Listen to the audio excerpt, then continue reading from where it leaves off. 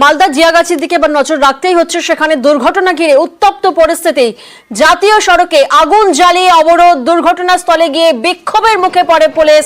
জাতীয় সড়ক অবরোধে যানজটের সৃষ্টি হয়, যে ছবি আপনাদেরকে দেখাচ্ছি। দুর্ঘটনা ঘিরে উত্তপ্ত মালদার জিয়াগাছি, যেখানে লরি ও ডাম্পারের ধাক্কায় লরি চালকের মৃত্যু হয়। এরপরেই জাতীয় সড়কে আগুন জ্বালিয়ে দেয় স্থানীয়রা। প্রতিনিধি সেবক এই মুহূর্তে আমাদের সঙ্গে রয়েছেন। সেবক, কিভাবে ঘটলো এই দুর্ঘটনা? একদম প্রিয়ঙ্কা, দেখো, আজ ভোর রাতে এই দুর্ঘটনা ঘটে।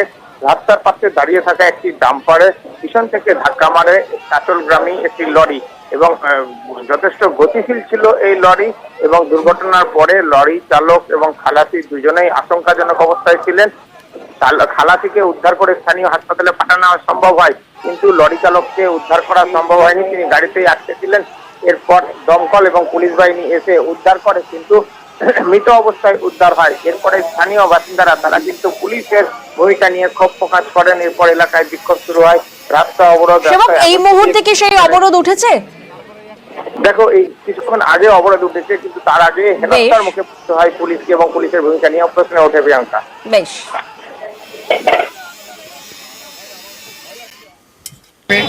ইলেকট্রিক কাটার আমি নিয়ে এসেছি, কিন্তু ওটাকে বার করতে পারছি না। একজনকে আমি হসপিটালাইজ করেছি, একজনকে চাচল হসপিটালাইজ করেছি। এবার এটাকে বার করতে পারছি না, কোনোভাবে বার করতে পারছি না। এখনো চেষ্টা চলছে ওকে যাতে বের করা যায়। ঢুকে আছে, তো তারপরেও যে এরকম পুলিশের উপরে হামলা। কারা করছে এই হামলা? পাবলিক? Public public. স্যার, তাহলে ভোর যারা পুলিশ কি করলো এই প্রশ্ন তুলছে পাবলিক। বিভিন্নভাবে গ্যাস কাটার, আমি হসপিটালকে ফোন করেছি যে আপনারা এখানে প্রাথমিক ট্রিটমেন্টটা দিন।